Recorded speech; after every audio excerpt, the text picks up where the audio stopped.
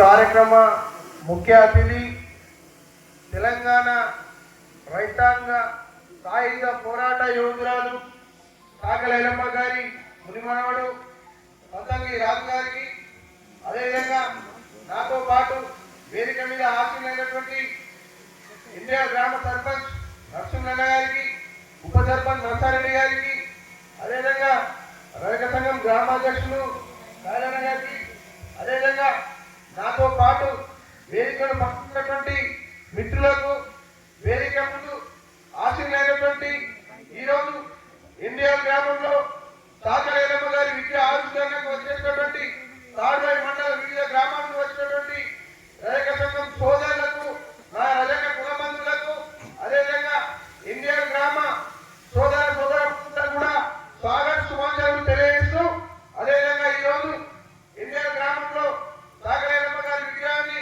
ఆవిష్కరించినందుకు India గ్రామ రజక సంఘం సభ్యులకు నేను శుభాకాంక్షలు తెలియజేస్తున్నాను.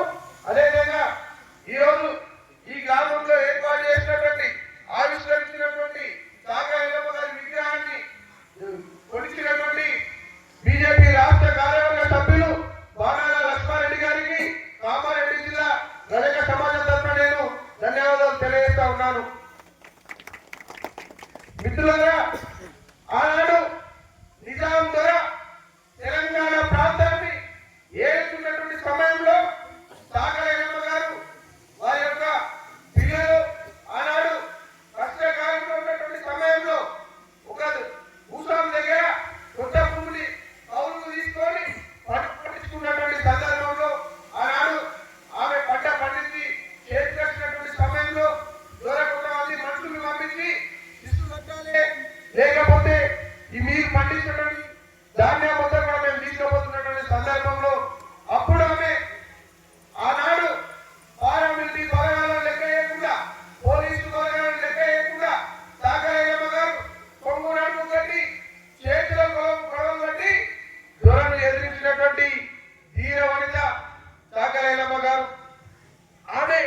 ఆమె పోరాటం అంతా కూడా భూస్వాముల పైన, పెత్తందారి వ్యవస్థ పైన, నిజాం నవాబు పైనే చేసింది. ఆమె ఆనాడు భూ పోరాటంలో ఆమె బిడ్డలను పోగొట్టుకున్నటువంటి సందర్భంలో కూడా ఏమాత్రం కూడా వెనుకాలకు వేయకుండా తెలంగాణ ప్రాంతంలో ఉన్నటువంటి పేద బడుగు బలహీన వర్గాల బిడ్డల కోసం కొట్లాడినటువంటి ధీరశీలి కాకల ఎల్లమ్మ గారు.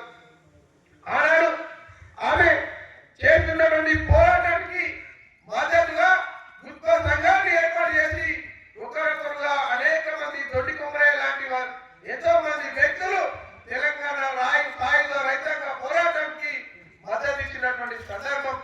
ఆమె సాయుధ రైతాంగ పోరాటంలో తెలంగాణ ప్రాంతంలో ఉన్నటువంటి అనేక మంది పేద బడుగు బలిగిన వర్గాల బిడ్డలకు అనేక మంది కొన్ని వేల ఎకరాల భూమిని పంచినటువంటి ధీరశీలి తెలంగాణ తల్లి కాకల ఎల్లమ్మను మనం గుర్తించాల్సినటువంటి అవసరం ఎంతైనా ఉందన్నటువంటి విషయాన్ని నేను మీకు తెలియజేస్తా ఉన్నా. అట్లనే ఈ రాబోయేటువంటి రోజుల్లో కూడా మనము ఒకసారి తెలంగాణ రాష్ట్రాన్ని సాధించుకొని 10 సంవత్సరాలు గడుస్తూ ఉన్నది, దాదాపు 13 సంవత్సరాలు గడుస్తూ ఉన్నది.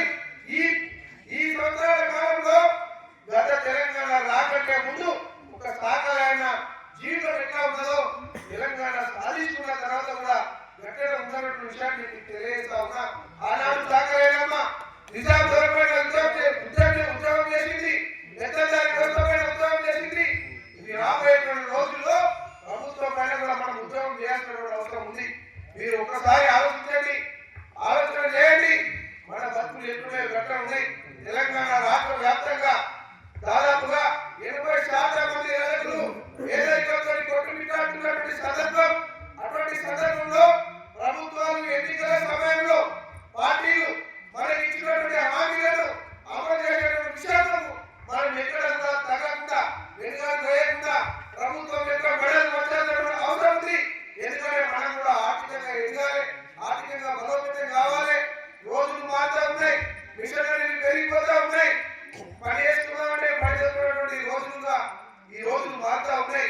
కాబట్టి రాబోయేటువంటి రోజుల్లో ఈ రాష్ట్ర ప్రభుత్వం మనకి ఇచ్చినటువంటి హామీల పైన మనం ఉద్యమం చేయాల్సిన అవసరం ఉంది.